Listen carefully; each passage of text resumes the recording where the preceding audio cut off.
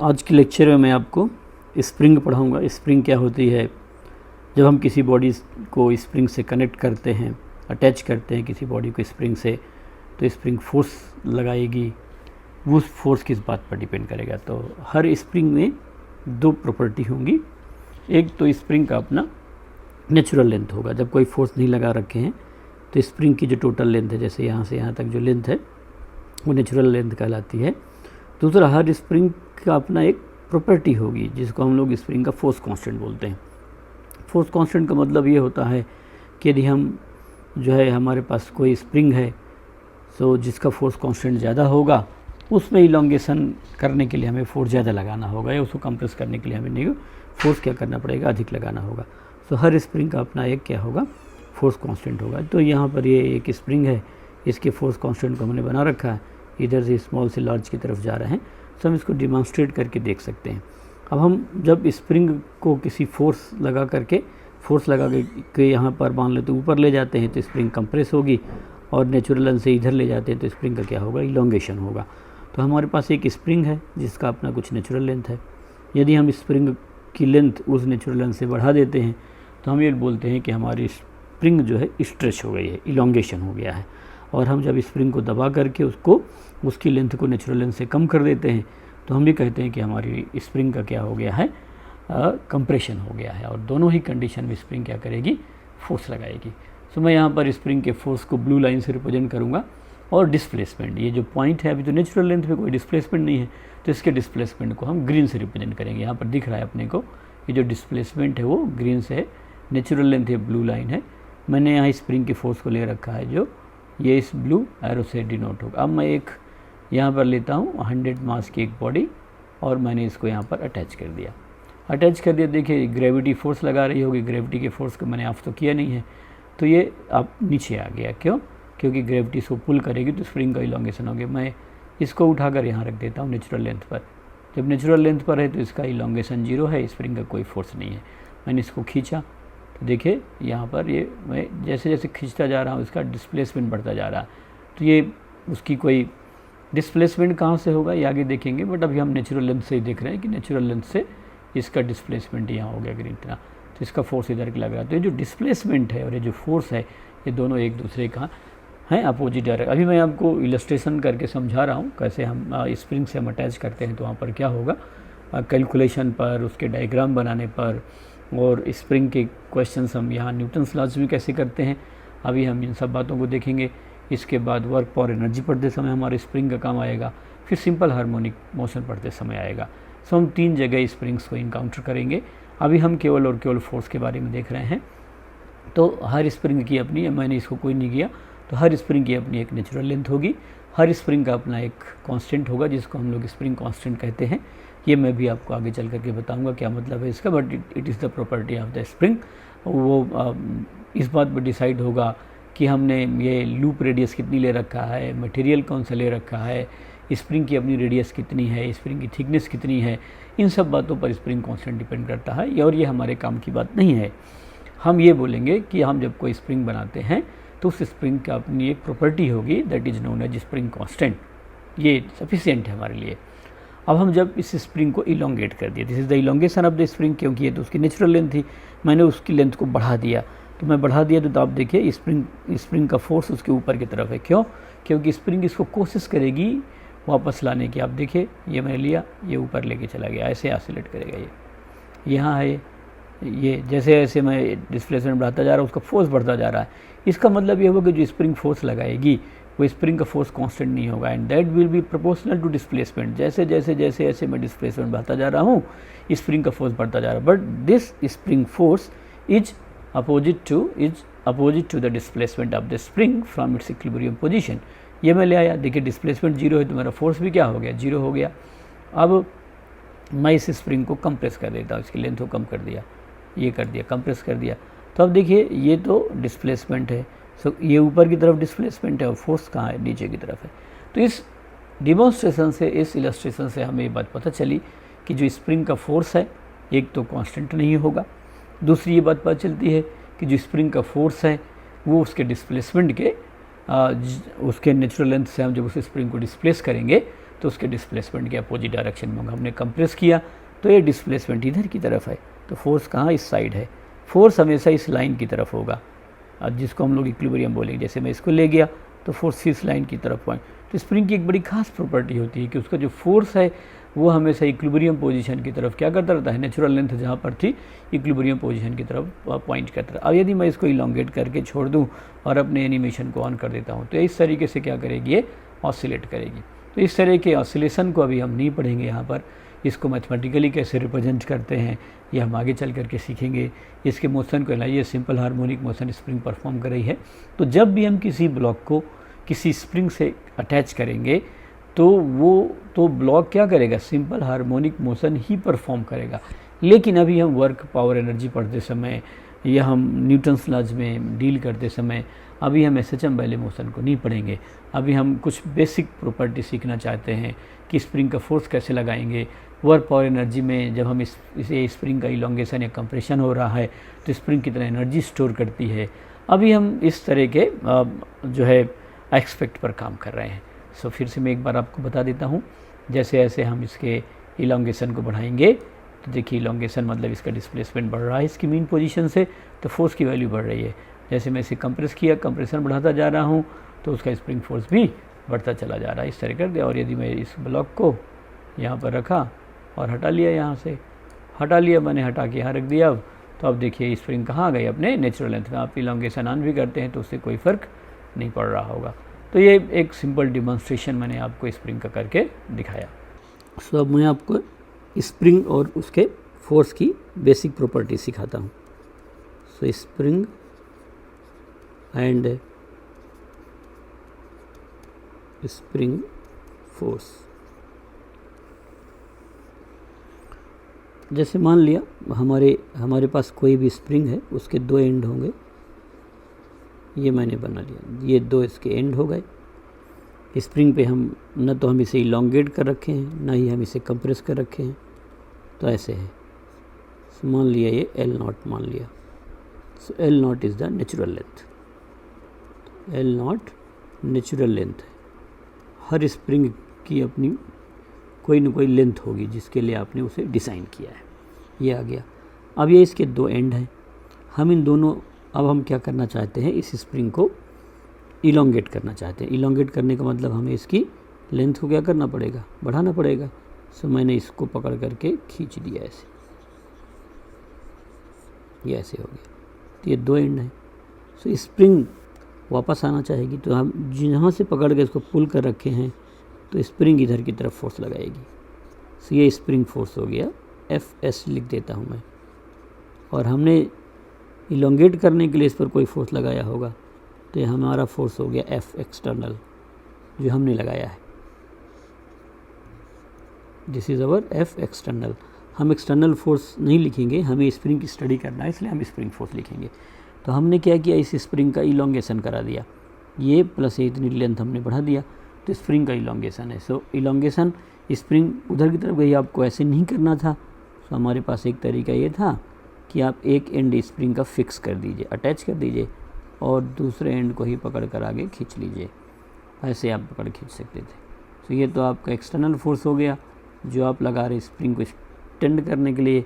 तो आप स्प्रिंग को लेंथ, उसकी नेचुरल लेंथ इतनी थी, आपने इसकी लेंथ को क्या कर दिया, बढ़ा दिया।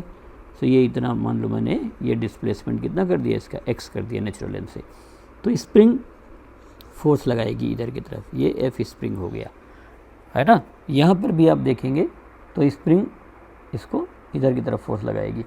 स्प्रिंग हमेशा दोनों एंड में ही क्या करेगी, फोर्स एक्सर्ट करेगी।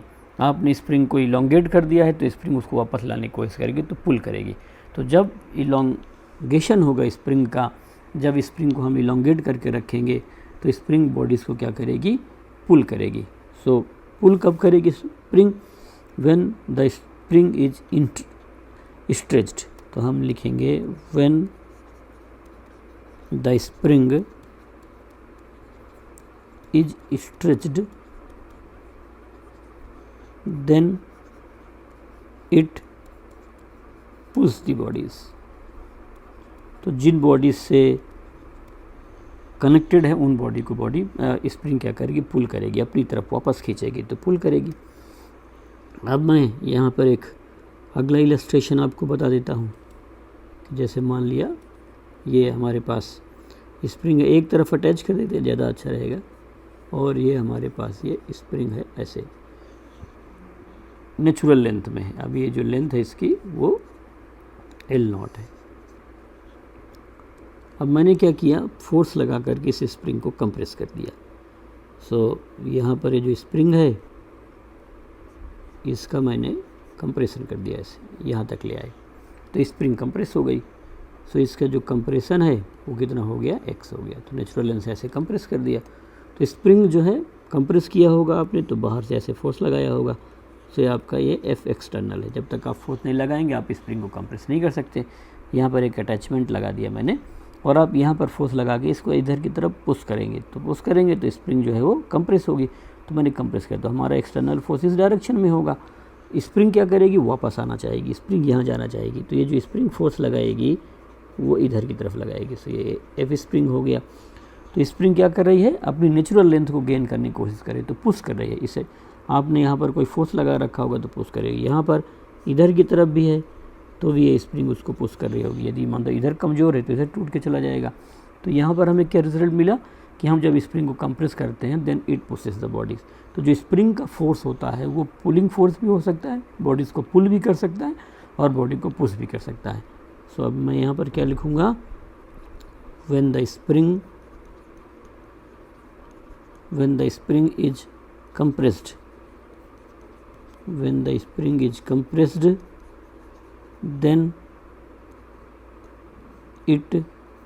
pushes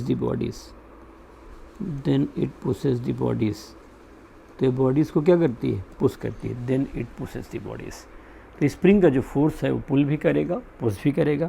तो स्प्रिंग पुल कब करेगी, पुल का मतलब अपने लेंथ की तरफ खींचेगी अंदर की तरफ, पुश का मतलब अपने लेंथ से कहाँ खींचेगी, बाहर की तरफ फोर्स लगाएगी। तो ये तो स्प्रिंग का फोर्स की प्रॉपर्टी हो गई। अब मैंने आपको डिमॉन्स्ट्रेशन में पहले बताया है कि जो स्प्रिंग फोर्स है वो उसके जो है नेचुरल लेंथ से डिस्प्लेसमेंट के क्या होगा, अपोजिट डायरेक्शन में होगा।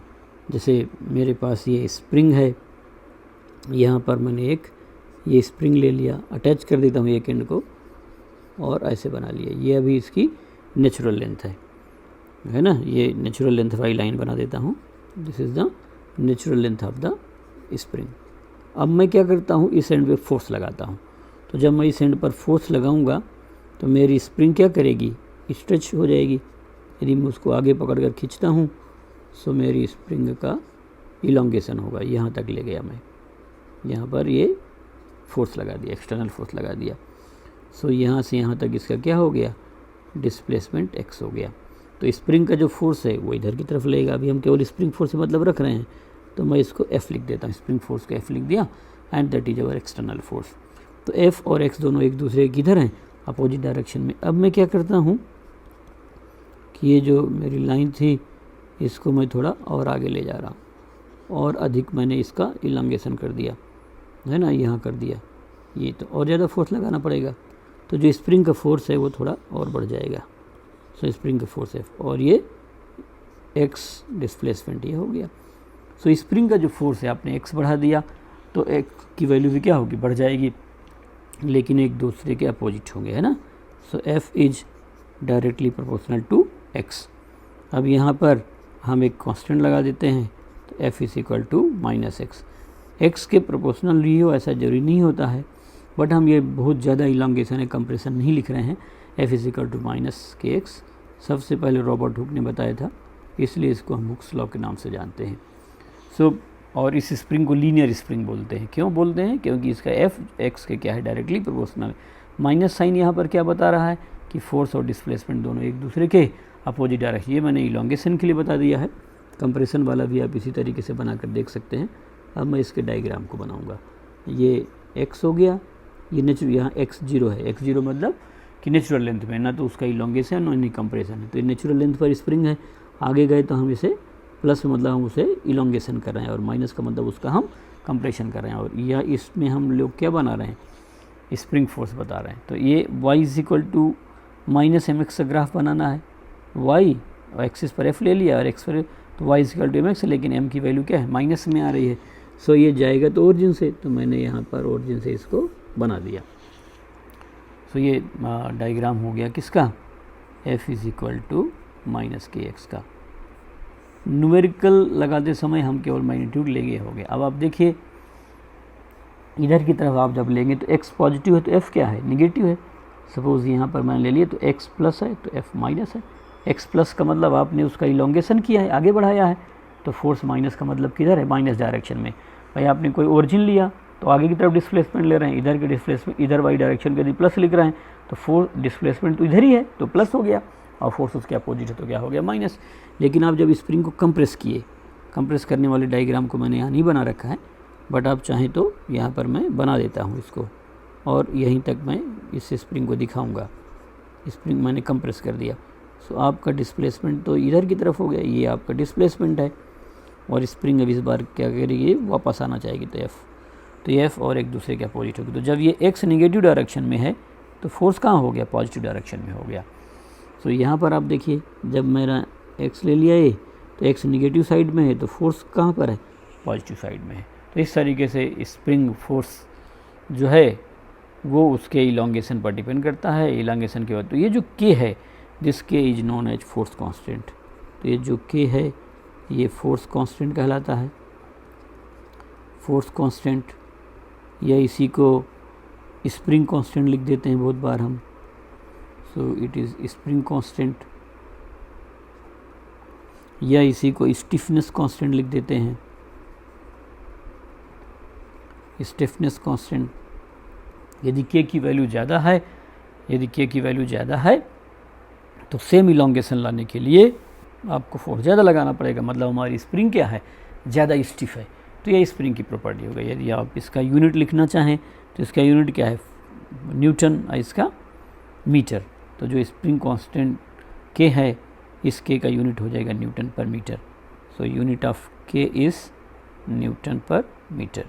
सो ये आपको इतना दिया रहेगा। तो ये स्प्रिंग की बेसिक प्रॉपर्टीज़ हमने बना लिया। हमने कंप्रेस किया तो ये इधर फ्री एंड से अंदर की तरफ गया तो फोर्स का बाहर की तरफ, हमने इलांगेट किया तो फ्री एंड बाहर की तरफ मूव किया तो डिस्प्लेसमेंट इस डायरेक्शन में, तो फोर्स कहाँ है, अपोजिट डायरेक्शन में। सो क्या क्या प्रॉपर्टी अपने को पता चल गई कि एक तो जो स्प्रिंग का फोर्स है वो कांस्टेंट नहीं है, दूसरा स्प्रिंग का फोर्स और उसका डिस्प्लेसमेंट दोनों एक दूसरे के क्या है, अपोजिट डायरेक्शन। तीसरा हम लीनियर स्प्रिंग ले रहे हैं जिसमें स्प्रिंग फोर्स उसके डिस्प्लेसमेंट के क्या होगा, डायरेक्टली प्रोपोर्शनल होगा, और इसको हुक्स लॉ से बोलते हैं। तो यदि आपके स्प्रिंग फोर्स को बताना है तो आप बोलेंगे कि यदि किसी स्प्रिंग का जो है डिस्प्लेसमेंट उसके नेचुरल लेंथ से x है तो उसमें लगने वाला force F is equal to minus K X होगा। सो स्प्रिंग फोर्स पर मैं आपको पहले कुछ छोटे छोटे फंडामेंटल क्वेश्चंस करा देता हूँ। सो मैं यहाँ पर क्या कर रहा हूँ कि 2 स्प्रिंग ले रहा हूँ, ये 2 स्प्रिंग कंसीडर कर लेता हूँ मैं, है ना। यहाँ पर फोर्स लगा रहे हैं और ये स्प्रिंग ए मान लिया, और इसी तरीके से एक दूसरी स्प्रिंग है, इस पे इधर की तरफ फोर्स लगा रहे हैं। इसका स्प्रिंग कांस्टेंट 100 न्यूटन पर मीटर है, और ये स्प्रिंग जो बी है इसका स्प्रिंग कांस्टेंट 200 न्यूटन पर मीटर है। तो फाइंड, बहुत छोटे छोटे क्वेश्चन अभी मैं करा रहा हूँ। Find force required, find force required to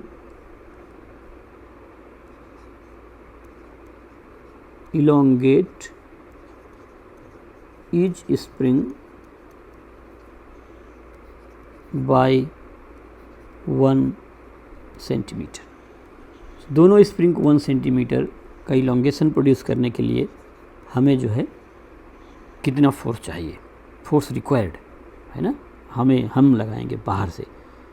सो कोई इस पॉइंट का तो कोई मास है नहीं, तो हमारा फोर्स और स्प्रिंग फोर्स दोनों क्या होंगे, बराबर होंगे। सो हम मैग्नीट्यूड निकालेंगे, है ना। सो यहाँ पर सबसे पहले एक्स की वैल्यू लिखेंगे। एक्स की वैल्यू 1 सेंटीमीटर है तो 1/100 मीटर हो गया, या आप डेसिमल में लिखना है 0.01 मीटर हो गया। अब आप स्प्रिंग नंबर ए के लिखेंगे तो external force F is equal to K into X, magnitude लिख रहा हूँ मैं। सो के की वैल्यू कितनी है, 100 न्यूटन पर मीटर एंड दिस इज 0.01। सो किसकी इक्वल हो जाएगी, 1 न्यूटन के बराबर हो जाएगी। सो आपको 1 न्यूटन का फोर्स यदि इस स्प्रिंग पे लगाएंगे तो उसका इलॉन्गेशन 1 सेंटीमीटर हो जाएगा। इसी तरीके से आप जो है स्प्रिंग नंबर बी के लिए लिख सकते हैं। सो बी के लिए यदि आपको फोर्स लगाना है तो यहाँ पर भी एफ इज़ के एक्स लिखेंगे। एफ यहाँ पर कितना है 200 into 0.01। So F is equal to 2 newton का फोर्स। अब आप ज़रा समझिए, हम दोनों ही स्प्रिंग में 1 सेंटीमीटर का इलॉन्गेशन चाहते थे, तो क्या दोनों में फोर्स की रिक्वायरमेंट बराबर हुई क्या? जिसका फोर्स कांस्टेंट ज़्यादा है, इसका ज़्यादा है तो इसे फोर्स ज़्यादा लगाना पड़ा, इसका कम है तो इसमें कम लगाना पड़ा। सो फोर्स कांस्टेंट की मीनिंग इस एग्जांपल से आपको समझ में आई कि जिस स्प्रिंग का फोर्स कांस्टेंट ज़्यादा होगा, सेम इलॉन्गेशन प्रोड्यूस करने के लिए उस स्प्रिंग में हमें फोर्स ज़्यादा लगाना पड़ेगा, और जिसका कम है फोर्स कांस्टेंट, उसमें इलॉन्गेशन प्रोड्यूस करने के लिए हमें फोर्स की रिक्वायरमेंट क्या होगी, कम होगी। तो इस तरीके से हम यहाँ पर फोर्स कांस्टेंट बता सकते हैं। तो एक प्रॉपर्टी ये हो गई कि हर स्प्रिंग की अपनी एक एलिमेंट्री प्रॉपर्टी होगी, उसका फोर्स कांस्टेंट होगा, जो इस बात पर डिपेंड करेगा कि किस मटेरियल की है और उसके लूप का साइज कितना है, नंबर ऑफ लूप्स कितने हैं, इन सब बातों पर वो डिपेंड कर सकता है। सो ऐसे हम बता सकते हैं। अभी मैं आपको 1-2 एलिमेंट्री क्वेश्चन करा रहा हूँ, बाकी न्यूटन्स लॉस में किस तरह क्वेश्चन होते हैं अभी हमें सब क्लियर हो जाएगा। So when A spring is compressed by 2 centimeter, then it exerts a force of 60 Newton. Find spring constant. So हमें क्या करना है, उसका स्प्रिंग कांस्टेंट निकालना है। ठीक है, बहुत आसान सा है। F is equal to K into x लगाएंगे, मैग्नीट्यूड केवल लगा रहे हैं, और F की वैल्यू 60 न्यूटन दिया है, 60 कर दिया, K और X की वैल्यू कितना दिया 2 सेंटीमीटर, तो 2 सेंटीमीटर मतलब 2/100 ऐसे करना पड़ेगा, है ना, तभी हम उसको जो है बता सकते हैं। तो K की जो वैल्यू है वो कितनी हो गई 60 इंटू 100 डिवाइड बाई 2, तो ये 30 हो गया। सो K की जो वैल्यू है वो 3000 न्यूटन पर मीटर हो गई, ऐसे बता सकते हैं। X हमें दिया है कितना 2 सेंटीमीटर, सो इट इज़ 2/100 मीटर, ये हमें नोन वैल्यू है, तो ऐसे हम बता सकते हैं। सो आप देख लीजिए 3000 न्यूटन पर मीटर है। आप इसके लिए चेक करना चाहें तो F इक्वल टू कितना होगा KX, K की वैल्यू 3000 और ये कितना है 2/100, वहीं से मैंने लगाया ही था। सो आप यहाँ से जब लिखेंगे तो 60 न्यूटन का वैल्यू आ जाएगी। तो इस तरीके से हमने उसको चेक करके देख लिया। यदि हमारे पास कोई स्प्रिंग है तो स्प्रिंग का फोर्स लिखने के लिए हम हमेशा क्या करेंगे, F equal to K into x value लगाएंगे। स्प्रिंग फोर्स तब लगाएगी जब स्प्रिंग या तो कंप्रेस हो रही होगी या तो स्प्रिंग क्या हो रही होगी, इलॉन्गेट हो रही होगी। तो ये मैंने आपको एलिमेंट्री क्वेश्चन करा दिया। अब मैं स्प्रिंग से कनेक्टेड किसी बॉडी पर किसी भी इंस्टेंट पर एक्सेलरेशन निकालना चाहूँगा। सो इस पर कुछ क्वेश्चन करके देख लिया जाए। सो मैंने मान लिया यहाँ पर कि मेरे पास 2 बॉडीज़ हैं, ये एक 3 kg की बॉडी है और ये एक 2 kg की बॉडी है। 3 kg एंड 2 kg, इनके बीच में एक मैंने ये स्प्रिंग कनेक्ट कर रखा है। इस बॉडी पर इधर की तरफ 10 न्यूटन का फोर्स है। इस बॉडी का नाम ए कर देता हूँ, इस बॉडी का नाम बी कर देता हूँ। मान लो, है ना, मान लिया कि ये स्प्रिंग नहीं होती और मैं इस बॉडी पर 10 न्यूटन का फोर्स लगाता, तो इसमें कितना एक्सेलरेशन आता, मास इंटू एक्सेलरेशन, तो एक्सेलरेशन आता यहाँ पर फोर्स बाई मास 10/2 5 आता। अब मैंने स्प्रिंग यहाँ लगा रखा है, तो यदि ये स्प्रिंग का इलॉन्गेशन है तो इसका एक्सेलरेशन 5 से कम आएगा। सो फाइंड यहाँ पर लिखेंगे find acceleration of body B when acceleration of body A first is 3 meter per second square, second is 8 meter per second square। दोनों मान लिया, उसका एक्सेलरेशन 8 मान लिया और उसका एक्सेलरेशन कितना मान लिया मैंने, 3 मान लिया। सो देखते हैं लगा करके, बहुत आसान सा है। स्प्रिंग कांस्टेंट वगैरह हमें कुछ नहीं दे रखा है। सो यहाँ पर हमने ये भी नहीं दिया है कि वो कंप्रेस्ड है कि इलोंगेटेड है, बट हम यहाँ से आइडिया लगा सकते हैं। ये फोर्स कितना दिया है, 10 न्यूटन, मास 2, तो 10/2 5 हुआ। ये 5 से कम है मतलब इलोंगेशन है, ये 5 से ज़्यादा है मतलब कंप्रेशन है। सो हम जो है इसको बता सकते हैं कि इलोंगेशन है कि कंप्रेशन है स्प्रिंग के लिए। और यदि अपने को क्लियर नहीं चल रहा तो भी हम इसे इजीली लगा लेंगे।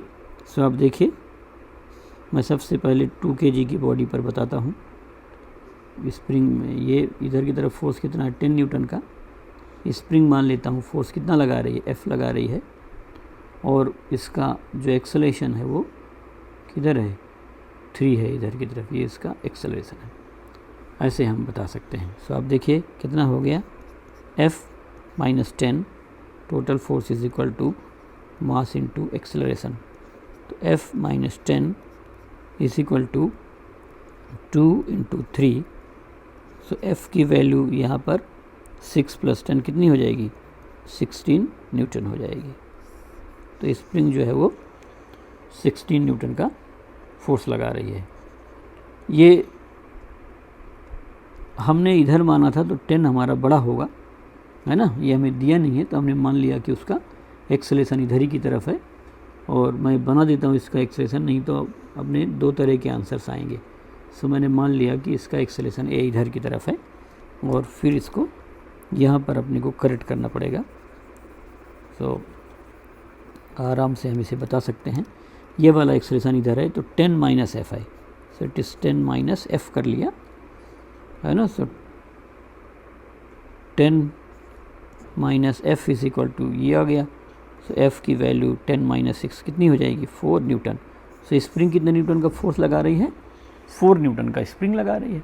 तो 10 - 4 6 हुआ, 6/2 3 आंसर आ जाएगा। तो ऐसे आप बता सकते हैं। ऐसे कोई बहुत कठिन है ये नहीं है कि बहुत ज़्यादा डिफ़िकल्ट बात है। यहाँ पर छोटे छोटे कॉन्सेप्ट पहले सीखिए। न्यूटन्स लॉज में कोई बहुत कठिन तरह के क्वेश्चन नहीं होते। एक तो यही आता है, ये 3 kg की बॉडी है, इस पर स्प्रिंग है। अब हमने तो इसमें इलोंगेशन लिया है, तो यदि स्प्रिंग इसको इधर पुल की है तो इधर इसको पुल करेगी, और स्प्रिंग का फोर्स पूरी स्प्रिंग के लिए वही होता है। तो यदि मैंने इस बॉडी में बैक साइड फोर्स लगाया था, मतलब स्प्रिंग इसको पुल कर रही है, तो इसको भी पुल करेगी। पुल स्प्रिंग तभी करेगी जब उसका इलोंगेशन होगा, तो F हो गया। यदि इसमें लगने वाला यही फोर्स है तो डेफिनेटली इसका एक्सेलरेशन इधर होगा ही होगा। तो मान लो इसका एक्सेलरेशन कितना है, A1 है। तो F इज इक्वल टू किसके इक्वल हो जाएगा, 3 A1 के इक्वल हो जाएगा। और F कितना आया था, 4, तो 4 इज इक्वल टू 3 A1। तो A1 की वैल्यू हो जाएगी किसके इक्वल, 4/3 मीटर पर सेकंड स्क्वायर के। ऐसे हो जाएगा। तो अभी मैं इसको आगे और इलस्ट्रेट करके आपको समझाऊंगा। तो ये फर्स्ट हो गया। ये मैंने यहाँ पर एक्सेलरेशन बता दिया कि इस डायरेक्शन में इसका एक्सेलरेशन इधर की तरफ भी हो सकता था, पॉसिबिलिटी थी कि वो इधर की तरफ आ रहा हो, दोनों डायरेक्शन में उसका एक्सेलरेशन पॉसिबल था। सेकंड में हमने एक्सेलरेशन कितना ले लिया, 8 ले लिया है, बट है उसी डायरेक्शन में एक्सेलरेशन 8 है। सो यहाँ पर स्प्रिंग 8 एक्सेलरेशन इस बॉडी का कैसे हो सकता है। यदि स्प्रिंग नहीं होती तो 10/2 5 ही होता, लेकिन 5 से ज़्यादा है। इसका मतलब इसी डायरेक्शन में, जिस डायरेक्शन में ये फोर्स लग रहा है उसी डायरेक्शन में स्प्रिंग क्या करेगी, फोर्स लगाएगी, तभी ये आ सकता है। अदरवाइज उतना वो 5 से ज़्यादा कभी आ नहीं सकता। ये थोड़ा सोचना पड़ सकता है आपको। सो आप देखिए ये 2 kg की बॉडी है, इसमें 10 तो हमने लगा रखा है, और स्प्रिंग इस पर इधर की तरफ फोर्स लगाएगी। तो स्प्रिंग का फोर्स मतलब स्प्रिंग इस कंडीशन में कंप्रेस्ड है क्योंकि उसे पुश कर रही है, और एक्सेलरेशन इसका इसी डायरेक्शन में है। सब आप देखिए सेम डायरेक्शन में, तो F + 10 = मास इंटू एक्सेलरेशन 2a, तो F + 10 = 2, और अभी हमने देखा था यहाँ पर कितना है 8, तो 2 × 8 मान लिया। सो F + 10 = ये 16 हो गया। तो F की वैल्यू किसकी इक्वल हो जाएगी 6 न्यूटन के। इसका मतलब 6 न्यूटन का फोर्स स्प्रिंग उधर लगाएगी। यदि ये स्प्रिंग का फोर्स नहीं होता तो इस बॉडी का एक्सेलरेशन 10/2 केवल 5 होता। चूँकि एक्सेलरेशन 8 है तो एक्सेलरेशन उससे ज़्यादा है, तो उसी डायरेक्शन में फोर्स लग रहा है। तो आप ये पहले चेक कर लीजिए कि यदि कोई डायरेक्शन नहीं बता रखा, ये नहीं बता रखा कि स्प्रिंग कंप्रेस्ड है या इलोंगेटेड है, तो हमें ये चेक करना पड़ सकता है। ये हो गया हमारे लिए किसका, ए बॉडी के लिए। अब मैं 3 kg बॉडी को देखता हूँ, तो ये इसको पुश कर रही है तो स्प्रिंग इसको ही पुश करेगी, तो F हो गया, तो इसका एक्सेलरेशन इधर डायरेक्शन में होगा। मान लो ये A1 है, सो F = 3 × A1, F की वैल्यू 6 है, तो 6 3 A1, सो A1 की वैल्यू किसकी इक्वल हो जाएगी 2 मीटर/सेकंड² की इक्वल हो गई। तो इस तरीके से आप बता सकते हैं, बस ऐसे आसानी से हम बता देंगे। तो इसका एक्सेलरेशन कितना हो गया यहाँ पर 2 मीटर/सेकंड², और इस वाले का एक्सेलरेशन कितना था 8 मीटर/सेकंड²। सो हमारी जो स्प्रिंग है, ये मैंने नहीं बताया था कि स्प्रिंग इलोंगेटेड कंडीशन में है या कंप्रेस कंडीशन में है। तो फर्स्ट पार्ट में तो इलोंगेशन है और सेकंड पार्ट में क्या स्प्रिंग का कंप्रेशन है। एक बॉडी का एक्सेलरेशन दिया है, किसी दूसरी बॉडी के एक्सेलरेशन को हम लोग क्या कर रहे हैं कैलकुलेट कर रहे हैं। तो हम इस तरीके से बता सकते हैं। बाहर से हमने फोर्स क्या लगा रखा है 10 न्यूटन का लगा रखा है। अब ऐसा हो सकता है कि हमें किसी दूसरे क्वेश्चन में कि हम स्प्रिंग को इलोंगेट करके छोड़ देते हैं, अपने फोर्स को रिमूव कर लेते हैं, और उस समय यदि एक बॉडी का एक्सेलरेशन दिया है तो दूसरी बॉडी का कितना एक्सेलरेशन होगा ये मैं निकाल लेता हूँ। सो आप देखिए ये M1 और ये M2 इधर की तरफ है। सो हम इसे क्या करते हैं कंप्रेस कर देते हैं, और कंप्रेस करके इसको छोड़ देते हैं, है ना। तो कंप्रेस करके हम अब इसको जब छोड़ देते हैं तो सिस्टम स्प्रिंग कंप्रेस्ड है और फिर रिलीज़ कर देते हैं। तो यदि है इसका एक्सेलरेशन A1 है तो दूसरे वाले का एक्सेलरेशन क्या होगा। तो क्वेश्चन में लिखेंगे कि spring is compressed then blocks are released. उन दोनों ब्लॉक्स को हमने छोड़ दिया, then blocks are released. Find acceleration of M2 if acceleration of M1 is A1। तो एक का एक्सेलरेशन A1 है, दूसरे का एक्सेलरेशन अपने को बताना। बहुत आसान सा है। देखिए हमने इसे कंप्रेस किया है तो स्प्रिंग कंप्रेस करने पर पुश करती है ना। सो ये M1 है, इसका एक्सेलरेशन इधर है, वो कोई फोर्स है नहीं, तो जिधर की तरफ एक्सेलरेशन फोर्स उधर ही होगा। तो मान लो स्प्रिंग ने कितना फोर्स लगाया F लगा दिया। F = किसके इक्वल हो गया M1 × A1, ये फर्स्ट हो गया। अब मैं दूसरी बना देता हूँ। M2 कंप्रेस कर रखा है तो इसमें इधर लेफ्ट से लगेगा, तो लेफ्ट से इधर की तरफ से फोर्स लगेगा। तो स्प्रिंग का फोर्स कितना F, जिधर की तरफ फोर्स होगा एक्सेलरेशन उधर की तरफ होगा। तो यहाँ पर F = किसके इक्वल हो गया M2 × A2 के इक्वल हो गया। अब आप दोनों इक्वेशन से देख लीजिए, दोनों तरफ F की वैल्यू बराबर है। So therefore M1 A1 = M2 A2। तो यदि आप अपने फोर्स को विड्रॉ कर लेते हैं, स्प्रिंग को कंप्रेस किया या स्प्रिंग को इलोंगेट किया और अपने क्या कर लेते हैं फोर्स को विड्रॉ कर लेते हैं आप, तो विड्रॉ करने के बाद हमेशा वो यदि वो दो ब्लॉक चल रहे हैं तो उनमें M1 A1 किसके इक्वल होगा M2 के A2 के बराबर होगा। हमसे तो पूछा A2 था, तो A2 की वैल्यू किसके इक्वल हो जाएगी M1 / M2 × A1। तो इस तरीके से हमारे पास यदि ब्लॉक्स कनेक्टेड हैं तो ये तो एक्सटर्नल फोर्स लगा करके एक्सेलरेशन पूछेगा कि एक्सेलरेशन फोर्स लगा हुआ है, जैसे इस क्वेश्चन में है कि हमने एक्सटर्नल फोर्स लगा रखा है और पूछ रहे हैं कि उस टाइम पर एक बॉडी का एक्सेलरेशन A1 है तो दूसरे का कितना होगा। दूसरा कि हम कंप्रेस या इलोंगेट करके छोड़ देते हैं तो मैंने यही लिखा कि spring is compressed then blocks are released, find acceleration of M2 if acceleration of M1 is A1। तो हमने यहाँ पर कंप्रेस किया और छोड़ दिया। जब कंप्रेस कर देंगे तो स्प्रिंग बॉडीज़ को पुश करेगी। आप ध्यान रखिए पीछे वाले से कि यदि स्प्रिंग कंप्रेस्ड है तो बॉडीज़ को पुश करती है, और यदि स्प्रिंग इलोंगेटेड है तो बॉडीज़ को पुल करती है। तो स्प्रिंग पर अब हम कुछ दूसरी कैटेगरी के क्वेश्चन लगा के देखते हैं। जैसे मेरे पास ही कोई एक सपोर्ट है, इस सपोर्ट से स्ट्रिंग बांध रखा है मैंने, ये ब्लॉक हो गया जिसका मास m है, m मास है इसका।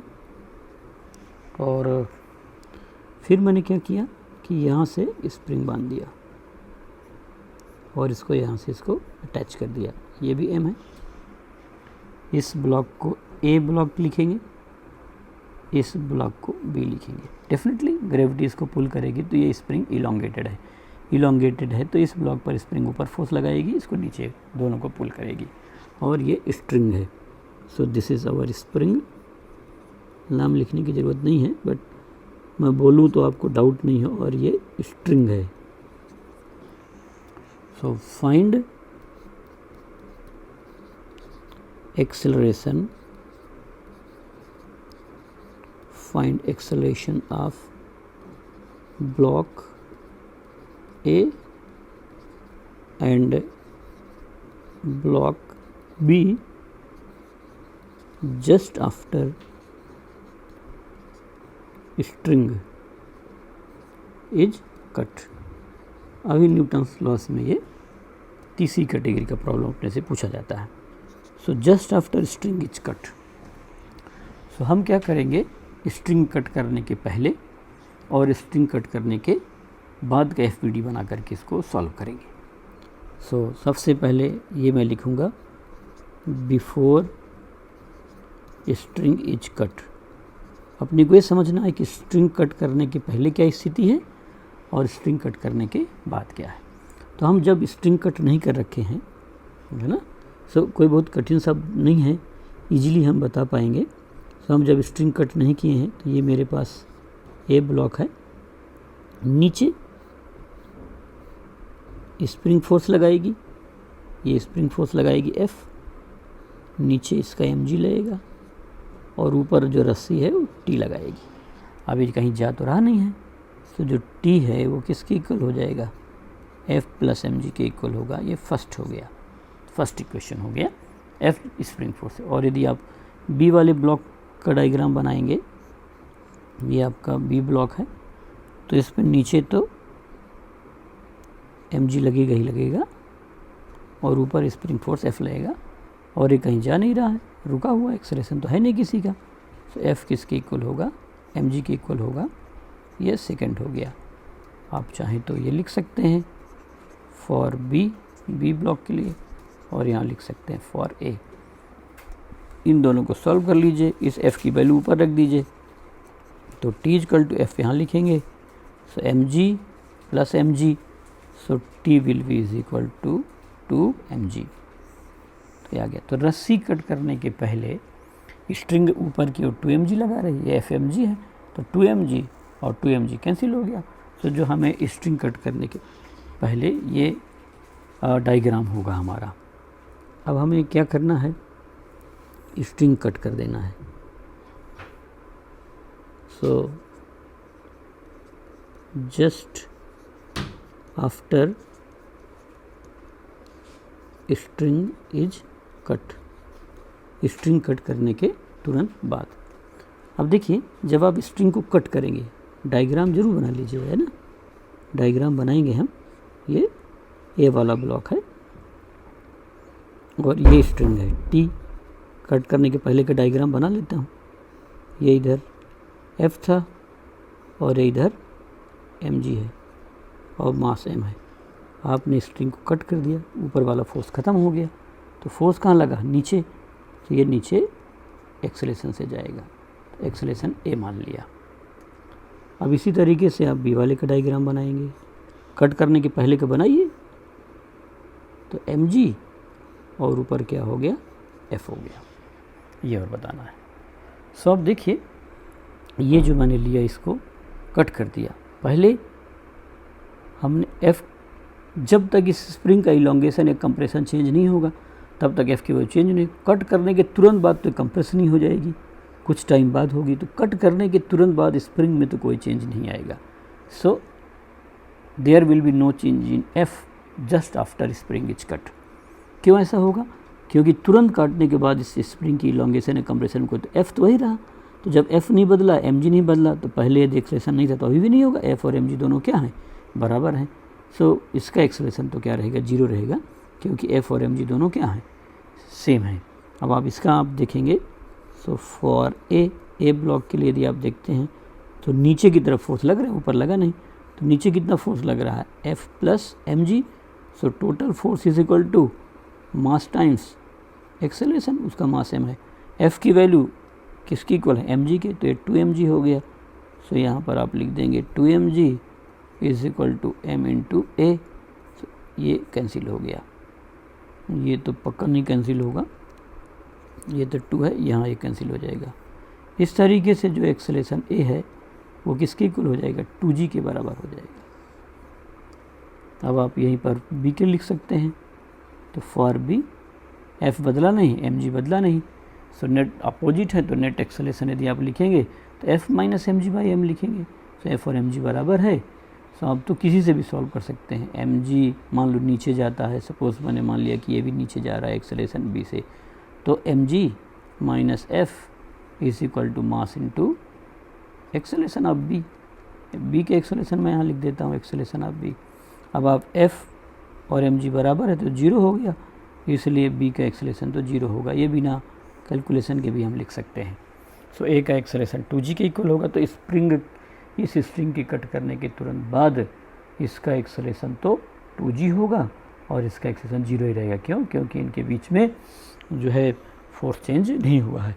सो ऐसे हम बता सकते हैं इसको। तो एक तो ये है कि स्ट्रिंग यहाँ है, ऐसा हो सकता था कि स्प्रिंग यहाँ लगी रहती, रस्सी यहाँ लगी रहती और तब रस्सी को काट देते। तो एक बार ऐसा क्वेश्चन भी करके देख लेते हैं। तो ये एक तीसरी कैटेगरी क्वेश्चन होता है जिसमें हम स्ट्रिंग कट करने के बाद पूछते हैं। ऑलमोस्ट सभी एग्ज़ाम में पहले आ रखा है, बहुत आसान सा क्वेश्चन है। तो इसका नया सेकंड वेरिएंट मैं बता देता हूँ कि मैं अब इस बार इस स्प्रिंग को यहाँ कनेक्ट कर दूँगा। सो सेम क्वेश्चन ले रहा हूँ मैं, मास m और ये, और इसके बाद यहाँ से मैंने इसको और ले लिया m और ये b। ठीक है। So find acceleration of block A and block B just after string is cut. So string cut करने के जस्ट आफ्टर उसका एक्सेलरेशन कितना होगा? सब बहुत आसान सा है। सबसे पहले स्ट्रिंग कट करने के बाद तो बिफोर स्ट्रिंग इज कट ये लिखेंगे, before string is cut. String cut करने के पहले का अपने को डायग्राम बनाना पड़ेगा। सो ए और बी की बात आप देखिए, पहले मैं इसका यहाँ डायग्राम बनाता हूँ। ए वाले का ऊपर स्प्रिंग है तो F लगा दिया है ना, नीचे टेंशन T है और ये मास M है तो mg हो जाएगा। अभी तो एक स्प्रिंग कट करने के पहले तो कोई एक्सेलरेशन है नहीं, सो फोर्स ऊपर वाला फोर्स और नीचे वाले फोर्स बराबर होंगे, तो F will be is equal to T plus mg। ये फर्स्ट हो गया। अब आप कट करने के पहले का डायग्राम B के लिए बना लीजिए। सो मास M है तो इधर mg होगा और ऊपर रस्सी जा रही है तो टेंशन T होगा, एक्सेलरेशन इसका कुछ है नहीं तो 0, और ये कौन सा ब्लॉक हो गया? B हो गया। सो T किसके इक्वल हो जाएगा? mg के इक्वल हो जाएगा, है ना। इन दोनों इक्वेशन से आप देख लीजिए F कितना होगा। T की वैल्यू यहाँ लिख दीजिए, तो T लिखेंगे यहाँ पर, तो mg प्लस mg। सो स्प्रिंग का फोर्स कितना होगा? 2mg। ये सब बातें आप डायरेक्ट लिख सकते हैं, कोई FBD बनाने की ज़रूरत नहीं होगी। बट इनिशियल स्टेज में जब हमें सब्जेक्ट नहीं आ रहा हो या हम अपने बेसिक रिव्यू करना चाहते हो तो हमें एक एक स्टेप पे काम करना, अदरवाइज डायरेक्ट आ जाएगा सीधा इसमें एक ही रस्सी बांध रखा है, एक ही है, तो टी इसमें एम जी के इक्वल होगा। ये इन दोनों को सपोर्ट कर रखी है, ये स्प्रिंग ए को भी रोक रखी, बी को भी रोक रखी, तो दोनों का मास कितना हुआ m प्लस m 2m, तो इसमें फोर्स 2mg होगा, सिंपल, तो 2mg आ गया। आप टोटल इसको सिस्टम मान लीजिए, इस सिस्टम का मास 2m हो गया, तो इस पर स्प्रिंग पर फोर्स लगेगा 2mg का। इसमें कोई प्रॉब्लम वाली बात नहीं है, हम काफ़ी आसानी से देख करके बता सकते हैं। अब मैं यहाँ पर लिखूँगा just after string is cut, string cut करने के तुरंत बाद। तो स्ट्रिंग कट करने के तुरंत बाद आप पहले एक एक बॉडी का डायग्राम बनाइए, इसके बाद हम देखेंगे। ये ए हो गया, डायग्राम बना लिया कीजिए पूरा, इसके बाद उसको क्रॉस लगा दिए जिसको काट रहे हैं। ये टी, ये काटने के पहले का डायग्राम है, और ये एम जी, फिर आप इसको काट दीजिए, क्योंकि स्ट्रिंग काट दिया तो टेंशन की वैल्यू 0, इससे कटते ही टेंशन 0 हो गया। तो जैसे ही कट करेंगे टेंशन की वैल्यू 0 हो जाएगी। देखिए नीचे वाला फोर्स कम हो गया ना, तो नीचे वाला फोर्स कम हो गया, ऊपर वाला तो अभी बराबर ही था, F कितना था 2mg। आप नीचे का फोर्स कम करेंगे तो एक्सेलेरेशन इसका ऊपर की तरफ होगा, ये भागेगा ऊपर। यहाँ का फोर्स अभी तो रोक रखा था, कट करने के पहले इसका कोई एक्सेलेरेशन नहीं है, तो जो ऊपर और नीचे की टोटल फोर्स है वो बराबर है। आपने नीचे वाले को कम कर दिया तो ऊपर का तो वही रहा, तो ऊपर की तरफ जंप कर जाएगा। ये इसका डायग्राम मैंने बनाया। बी वाला आप देखिए, जब बी देखेंगे तो ऊपर की तरफ टेंशन कितना है T, और नीचे mg था, तो मैंने mg लगा दिया। क्वेश्चन में क्या बोला कि इसको काटिए, तो आपने ऊपर वाले को कट कर दिया तो कहाँ भागेगा, नीचे भाग जाएगा। तो इसका एक्सेलेरेशन कितना हो गया, b हो गया। तो आप समझिए कि नीचे का फोर्स कम कर दिया तो ये ऊपर की तरफ क्या करेगा, एक्सेलेरेट करेगा। अब इसकी आप जो है आसानी से वैल्यू बता सकते हैं। तो एक एक क्वेश्चन का ज़रा लगा देता हूँ मैं। फॉर ए के लिए कितना होगा, F minus mg is equal to ma। तुरंत बाद स्प्रिंग का फोर्स चेंज नहीं करेगा, ये ध्यान रखना। जस्ट जब तक स्प्रिंग का इलांगेशन कंप्रेशन नहीं बदलेगा तब तक ये नहीं बदल। और F की वैल्यू कितनी है 2mg, तो मैं यहाँ पर लिखूँगा 2mg minus mg is equal to m into a. तो अब देखिए 2mg से mg चला गया तो mg से m कट गया, तो a की वैल्यू किसके इक्वल होगी, g के इक्वल हो जाएगी। So acceleration of a is equal to g। So किधर की तरफ है, ये अपवर्ड डायरेक्शन में है, तो a का एक्सेलेरेशन g के इक्वल आ गया। इसी तरीके से थोड़ा जगह कम है तो मैं इसी में कंजूसी के साथ बता देता हूँ। ये ऊपर काट दिया, तो अब फोर्स कौन सा लग रहा है, नीचे की तरफ लग रहा है। तो नीचे की तरफ लगने वाला नेट फोर्स कितना है, mg। पहले लिखेंगे फॉर बी के लिए। सो आप देखिए v के लिए, जब हम इस b बॉडी को देख रहे हैं तो ऊपर का तो फोर्स ही मैंने कट कर दिया, तो स्ट्रिंग में तुरंत ही 0 हो गया। स्ट्रिंग की कट करते उसका जो है टेंशन 0। तो अब फोर्स बचा कितना, केवल नीचे की तरफ mg बचा। So total force mg is equal to mass into acceleration, ये है। सो m से m कट गया, so acceleration of b is equal to g, और किधर की तरफ है, डाउनवर्ड। सो g का एक्सेलेरेशन डाउनवर्ड होगा और a का एक्सेलेरेशन अपवर्ड होगा। कट करने के जस्ट बाद तो मैं आंसर यहाँ लिख देता हूँ। एक्सेलेरेशन ऑफ a g आ रहा है ऊपर की तरफ, एक्सेलेरेशन ऑफ b आ रहा है g नीचे की तरफ। तो इस तरीके से आप क्वेश्चंस को लगा सकते हैं। वीडियो देखने के बाद एक बार देख लीजिए, फिर बंद कर दीजिए उसको, पूरा क्वेश्चन लिखिए अपनी कॉपी में और एकदम प्रॉपर नोट्स बनाइए। तो लाइफ में कभी भी आपको कितने साल बाद भी रिवाइज़ करना होगा, बहुत कम टाइम में आप अपनी नोट्स से रिवाइज़ कर सकते हैं।